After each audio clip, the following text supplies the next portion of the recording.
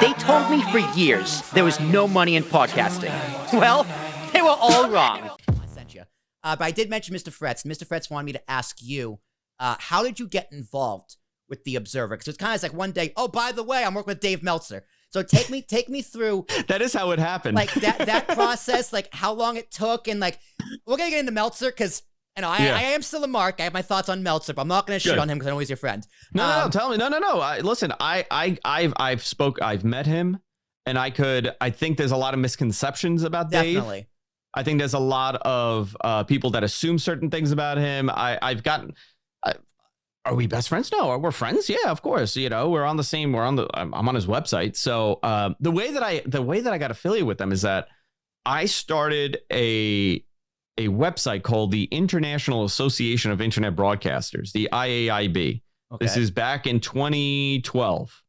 And it wasn't a non-for-profit, but like I didn't make money from it. I just wanted a community of podcasters and internet broadcasters to come to get like news. Like we had a front page of news stuff happening, like technology stuff happening or acquisitions that are happening in the podcasting world. And then we had this forum.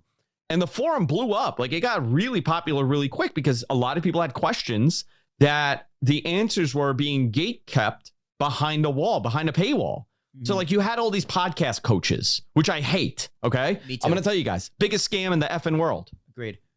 Don't pay these people. I'm sure some of them are really nice people. And I've met many of them, but most of them are charlatans. They're there to tell you the most basic thing and to give you this false hope when you don't really need it. Here's the reality with podcasting. You don't need to spend thousands of dollars. Get whatever you could afford. Don't worry about the technology. Come up with really good content. Mm-hmm. Sometimes it works. Sometimes it doesn't. It's whatever it is that connects you with the audience. That's hard to explain. That is not something that's easily created. You could be a very good presenter. Like I know guys that are fantastic at their job as a podcaster, right? They're great presenters. Their video looks great. Their content is great. They just don't connect with the community. They just don't. You can't teach that. You really can't. So I was tired of people just getting, paying for these seminars, and they were paying for one-on-one chats, and they were paying for all. I'm like, and a lot of these guys, they were never going to make it. Okay. It wasn't like someone that's dumping, $2,000 and they have a broadcasting background. They're trying to figure out how to do it, and they just need that extra help. It wasn't that. Some of these guys, like, they were on their last dime, and this was their last hope, and that there was one guy. I get so sad when I think about this man. He messaged me and he told me that he had given like $3,000 to one of these coaches. Okay.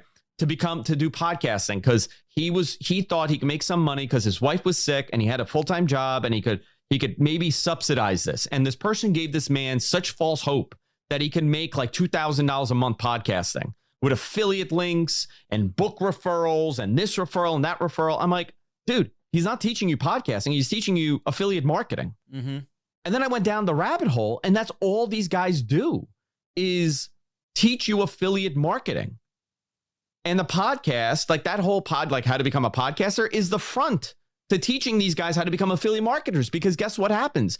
You become part of their mastermind. I'm using that term. I'm not talking about anybody specific, by the way. Right. Okay. This person that I'm talking about no longer does it. But like, let's say they have like a coaching program, mastermind program. You become a mastermind. You pay them $700 a month, maybe. And then somebody pays you $300 a month and you teach them how to podcast. It became a giant scam. So I was like, you know what? F this. I made a website. I gave all the information for free. I had engineers, radio engineers, like CBS broadcasting engineers, NBC television engineers on like my board. And they would just help people. They would go on there and give them information. And we actually had advertisers that would go on there and like, let's say it's Blue Chew, right? Because they're a big podcast advertiser now. Yep. Like a representative from Blue Chew would go there and like coach these guys and girls, like how to present their brand in terms of getting an actual advertiser. Like that's the most insightful information you get. So I had started that at the time. And it blew up. I couldn't do it anymore. And, forums changed and my career changed. And I kind of laid it to rest a little bit, which I regret, that I wasn't able to continue. But that was a big instrumental part for me in 2012. And I totally forgot what your initial question was. How you got involved with Observer Radio and Meltzer? Yeah. So we did a show called the IAIB Spotlight where we would feature top broadcasters. Like we had Tom Merritt, right? Tom Merritt, big tech podcaster.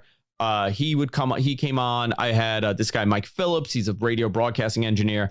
And I started it. And I think I asked Brian if he would want to be on like a featured top talent, right? And he said, yeah, absolutely. Brian Alvarez.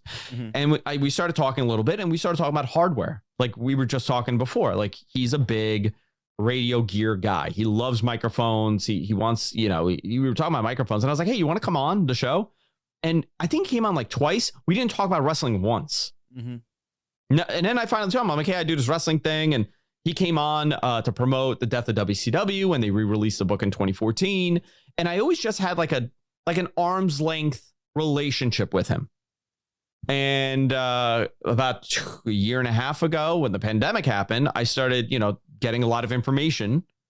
And I think Brian came on a couple times, and then I got an offer from some other place to go and put the show on there. Another one of the big wrestling sites. So I just had this really good relationship with them. So I reached out. I'm like, hey, Brian, you want the show? He goes, yeah, let's go. And that was it.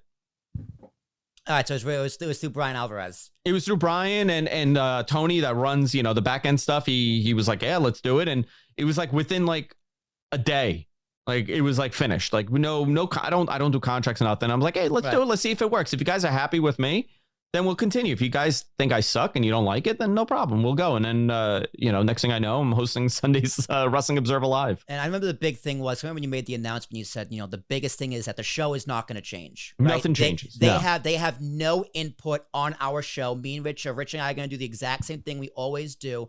And that's good. Like anyone I partner with, and it's like a podcast comes on APS or vice versa. Like, I don't want to touch your podcast. I don't want to control your podcast. I got 3 podcasts I got to control, right? I can't control yours. So the fact that you have that kind of partnership is humongous.